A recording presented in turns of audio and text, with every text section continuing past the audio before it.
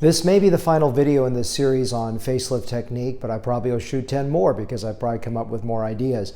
This one was stimulated because a patient of mine is interested in scheduling a procedure later this fall, but was a little concerned about the time of the recovery period. So this is focused on the recovery. So I'm going to talk about some of the recovery issues following a facelift, a deep plane facelift, with or without a deep neck lift, so that you understand this. What's interesting is that from a physical perspective, the way you look, oftentimes a fat graft, which can be part of this procedure, can actually be more of a recovery in terms of physical appearance. And the reason is that fat grafting makes someone more swollen because I'm adding to that, and then you're also more swollen. And it's in areas of high visibility like your eye area. But with the neck lift in general, there isn't typically a lot of swelling. Because I've actually been very careful doing what's called tumescence, very gentle with the whole procedure, and if you're eligible for something called TXA, that would even further reduce the risk of bruising. But bruising is probably your biggest recovery issues, minus a few other small things that are worth discussing. So in terms of physical appearance, oftentimes there is not as much swelling because I've actually reduced the bulk, and especially if I'm doing a deep neck lift, which you think, well, that's got to have a lot more swelling involved. It can, but I've taken all of that volume out of your neck. So now that your neck was here and I've brought it all the way up here, there are oftentimes, even though there can be swelling, there's oftentimes less. And so if you look at some of my videos at one day, you'll see that you actually have less swelling, or you actually have less volume because I've taken away this. And even if you have some mild swelling, oftentimes that swelling is masked by the fact that that big area has now been already physically reduced. So in terms of swelling after a deep neck lift or a deep plane facelift, with one or the other or both together, oftentimes the swelling is not that excessive. Now, the biggest thing is bruising. Most of my patients don't bruise much, but if you do bruise and there's a splotch of a bruise or there's more bruising than I had anticipate, because there's no perfect way to guarantee no bruising because I can't guarantee any of that, then in your second week, there is a chance of needing like a little laser. So like, in other words, toward the end of the first week, I may do a little laser on that, and that really absorbs it down a little bit faster. Some arnica gels, other things can help it. And then obviously some makeup product. My wife found this product called Dermacol on Amazon. It's like 20 or 30 bucks. Seems to hide pretty well after I've done a little filler techniques for her, for example. So Dermacol may be something that may be helpful as a masking agent. What's interesting for men is that oftentimes their recovery is easier than women because I don't ask them to shave for 2 weeks. And so having that beard come out around the area of swelling can usually mask it pretty well for a large part. If you are thinking about having this procedure, you can go back and listen to my male facelift virtual consultation. But in summary of that is that if you're worried that you don't ever wear a beard, or you don't have much beard, wear a beard every now and then before the procedure. That will make it a little bit easier toward your recovery time so people don't notice that, hey, why is he wearing a beard? But in terms of swelling, it usually is not a big difference. If I do a chin implant, which I don't always do, the chin implant is something that can cause some lip dysfunction for about 7 to 10 days, where when you are speaking, it could be talking a little bit like this. I've seen a couple patients last up to 6 weeks. It's very rare. And also even with a facelift, about 3% of my patients, they could have a slightly off smile for 4 to 6 weeks. It's not very common. And I've had 2 patients last 6 months, never permanent, obviously. So that is one other dysfunction you need to know. The other thing in terms of swelling, though, sometimes what happens after about a month, there's a little bit of residual swelling underneath the chin. I have an ultrasound device, if you live in Dallas, that can sort of create a wand that helps shrink that. But in general, it's just a temporary phenomenon. It's not a lot. It's just a little bit. If you look under the chin, that's there. And I always want to tell my patients just to expect that tightness that really comes up, really manifests ideally about 3 months. But that doesn't mean you look swollen for 3 months. It just means there can be a little residual swelling underneath the neck that may not have shown up for even a few weeks, and all of a sudden it's a little bit there under the chin, and then it goes away. So that's just something you need to know as well from a swelling perspective. In terms of discomfort level, most of my patients after a lift are not a lot of discomfort. There may be some mild tightness, but usually it's not significant. If I do a chin implant with it, there is some soreness for that first few days.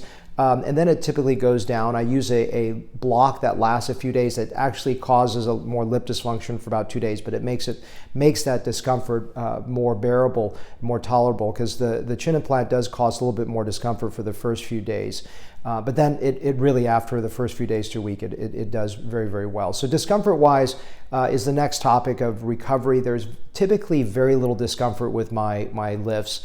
The only thing that I've found is sometimes there is a point called the gray auricular nerve right here that gets irritated. And I've had a couple patients where they had some discomfort. I had one lady actually recently that had some masseteric tightness when she bit down on food.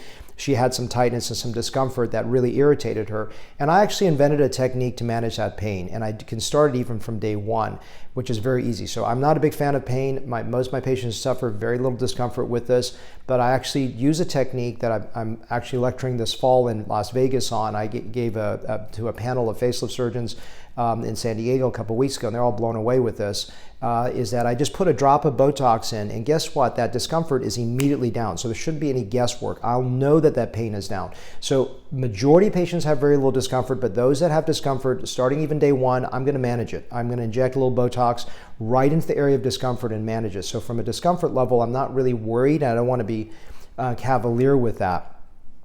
In terms of other components of the recovery period, you will have drains in. They come off the back of the ear. I'm constantly evolving this, so hopefully this is 2023, maybe in 2024 I won't be using a lot of drains and maybe using something different, so look for the latest video that I'm presenting. But right now I use these suction drains. They don't look pretty to look at. If I do a deep neck, currently I'm leaving in for the week. And then I just take it out a week. It doesn't hurt when it's in, it doesn't hurt when it's out. It probably won't even drain much. In fact, I've never had any major bleeding or leaking from a subnivelar gland. I just like to leave it in as a safety valve in case there's any issues, but that comes out at a week. If I'm doing a standard lift, that usually comes out between day 1 to 3. If there's a lot of drainage coming out, I want to minimize bruising by week 2. I'll go ahead and leave it in for a few days. I may even leave it in for the week if it doesn't bother you, but most times I'm taking out that drain at day 1 or 3. The sutures all dissolve, so if you are from out of town, if I've taken the drains out, you pretty much can go home.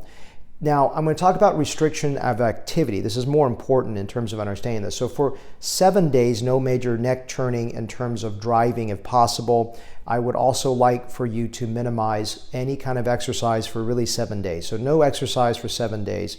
After that, you can go back to light weights and cardio, but I would ask you not to go push yourself because your body's still in the healing phase.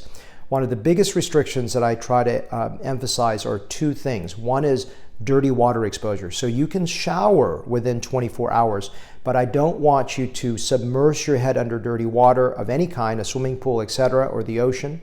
So for 6 weeks, I don't want you to put your head under water. So that may be in the tub bath, that may be in swimming. Now, if you say, well, can I take a tub bath after the procedure? You can if I didn't do fat grafting for you, because if I did fat grafting, there will be areas that I've harvested from here. There'll be a little punctate place that I've harvested from. So I want to avoid having any of that area dirty. So if I did not do that for you, there's no body harvesting whatsoever, I've only done your neck, then you could tub bathe into this area if you didn't want to shower, but you can shower within 24 hours.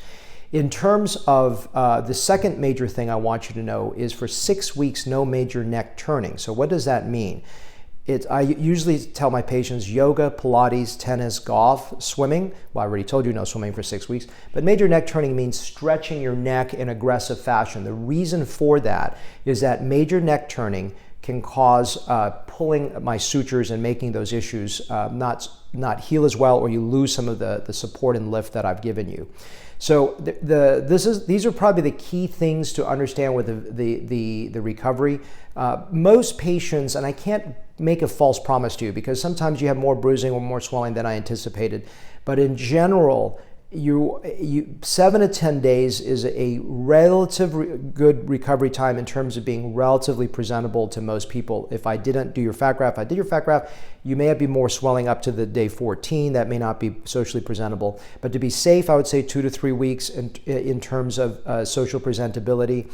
If you want to go back and have a white lie, you can tell other people that, hey, I had some, I either had a procedure or I just, I'm a little swollen. But generally speaking, if I'm not doing fat grafting, the recovery is actually a little bit faster because there's no Usually no major swelling compared to a little bit of distortion around the eyes that can last for 7 to 14 days. So really I would say time off from work, 7 to 14 days would be reasonable. In terms of if you're going to have like a major social event, you have to be at a wedding or whatever it may be, I would say 6 weeks to 2 months just to be safe. But these are just general parameters. I hope this sort of qualitative discussion and some variability will help you in gauging recovery time for this procedure.